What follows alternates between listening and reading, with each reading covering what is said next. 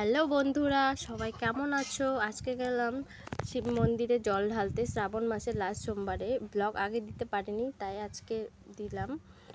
যাচ্ছি main road থেকে একটু ভিতরে যেতে হয়, ভাই বোন মিলে যাচ্ছে। এই যে মন্দিরের রাস্তায় ঢুকবো, রাস্তা থেকে বেশ খানিকটা দূরেই যেতে হয়। এই যে এসে পড়লাম এখানে। আমরা গিয়েছিলাম 8টা সাড়ে 8টার দিকে, তখন গিয়ে দেখি প্রচণ্ড ভিড়। নৌকো করে যেতে হয়, একটা বাঁশের সাঁকো ছিল, এটা ভেঙে গিয়েছে, তাই আমার তো ভয় লাগে নৌকোতে উঠতে।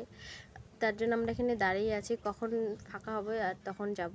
পার হলাম, পার হয়ে একটা সেই সুন্দর জায়গা, বন পার হয়ে যেতে হয় মন্দিরে। যে হেঁটে হেঁটে যাচ্ছি আর আমি ভিডিও বানাচ্ছি। বোন আমাকে একটা ভিডিও বানিয়ে দিল। এসে গেলাম মন্দিরের রাস্তায়। ওই যে মন্দির দেখা যাচ্ছে, প্রচণ্ড ভিড়, যে কত লাইন। আমরা সবার শেষে দাঁড়িয়ে আছি আর আমি ভিডিও করছি দাঁড়িয়ে দাঁড়িয়ে। মন্দিরের সামনেই এসেই গেলাম, যে তারপর ঢুকলাম পুজো দিতে। প্রচণ্ড ভিড় ছিল, একটা ভিডিও করলাম। পর পুজো দেওয়া কমপ্লিট, ওখানে আর ভিডিও করতে পারিনি।